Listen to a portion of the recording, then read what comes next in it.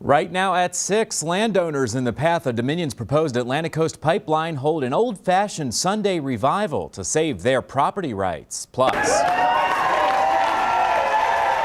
almost like Christmas Day. The wait is over. Wegmans welcomes its first shoppers to the supermarket's first store in Central Virginia. We are live at 5th Street Station in Albemarle County with a look at the opening day crowds. Your news at 6 starts now. Live in high definition from the area's most experienced news team. This is NBC 29 HD News at 6. Thanks for joining us. I'm Matt Talhelm. First at 6, Charlottesville police are investigating a stabbing that wounded a man early this morning. This was the scene in the 800 block of Hardy Drive around 3:25 this morning.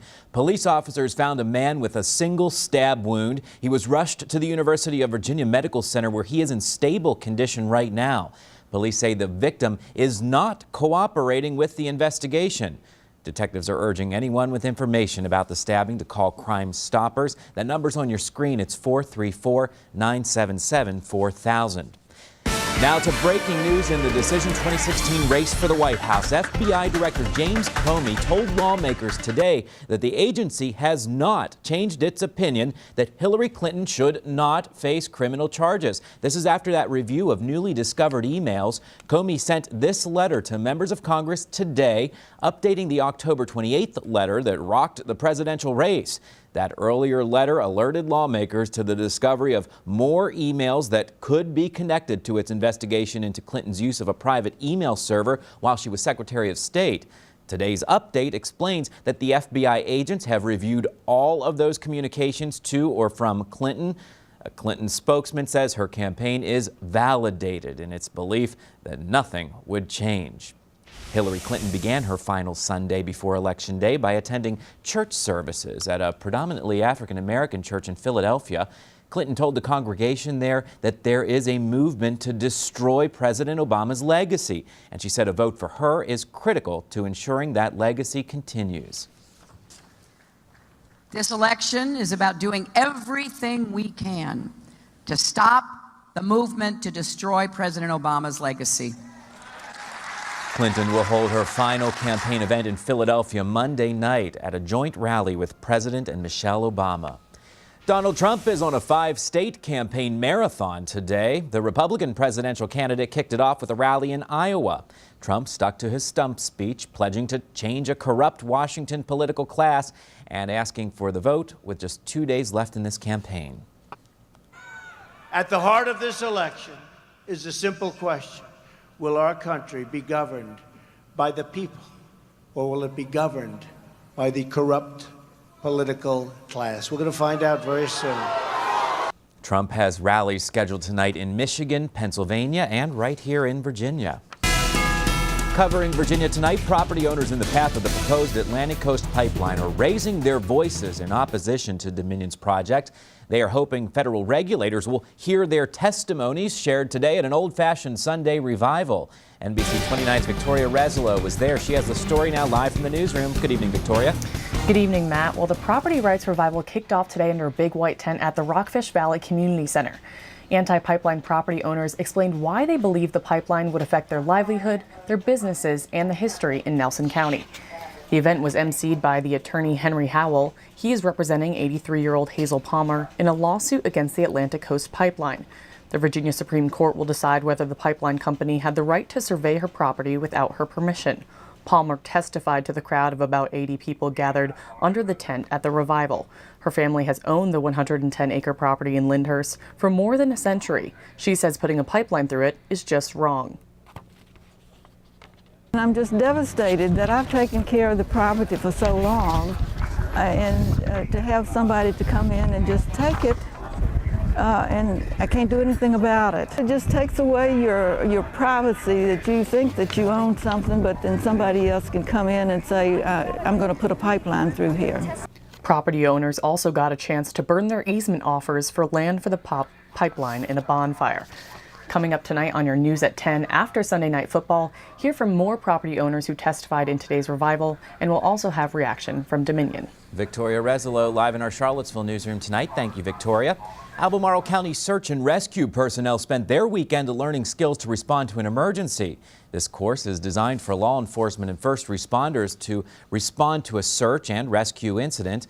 The group participated in simulations involving a missing person using GPS technology, clue investigation, and rescue tutorials. The goal was to teach these volunteers to act as quickly as possible in dangerous situations. Imagine yourself as a family with a 5-year-old child missing. It's 5:30, it's getting dark, and it's cold. What do you want to see happen? You want to see someone out there on a hasty search, not standing around organizing. The Albemarle County Sheriff's Office Reserve Division participates in these exercises twice a year and goes through standard training each month. No more waiting. The day's finally here. The Wegmans grocery store at 5th Street Station in Albemarle County is now open for business. Thousands of people lined up long before the doors opened at 7 o'clock this morning, and NBC 29's Madison Carter was there catching all the excitement. She is live on the scene now to show us the crowds tonight. Hey, Madison. Matt, you would not believe the scene this morning. I was here bright and early. There were people lined up all the way down the block, hundreds of people here an hour before the store even opened, and they came from all over. Honestly, Wegmans said that the busiest hours today were between 10 and 1. They said they got a huge rush, and when I just was in there, the traffic has not slowed down much. I don't know this morning who was more excited, the shoppers or the staff, because they just said forget it. They let these guys in a little bit early.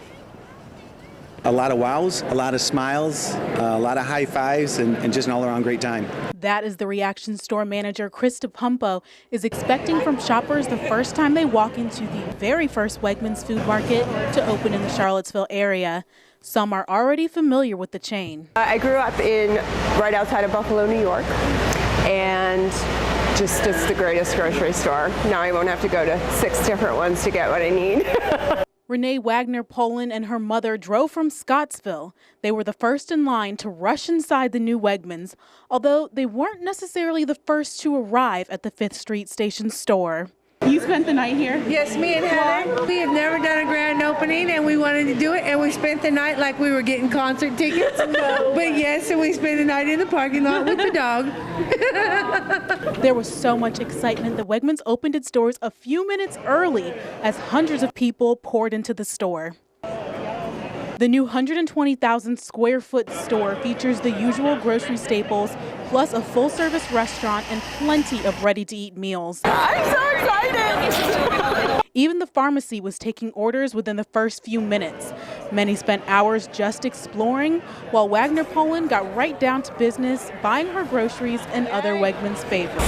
Their bread, their deli is fantastic, and their cheeses are phenomenal.